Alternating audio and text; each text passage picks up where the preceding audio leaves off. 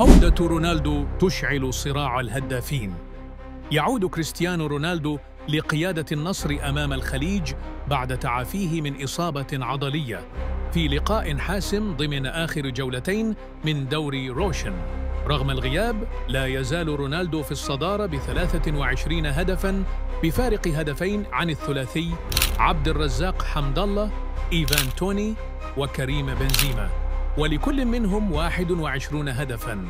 هل ينجح في الحفاظ على لقب الهداف أم يقلب الثلاثي الطاولة في الجولتين المتبقيتين؟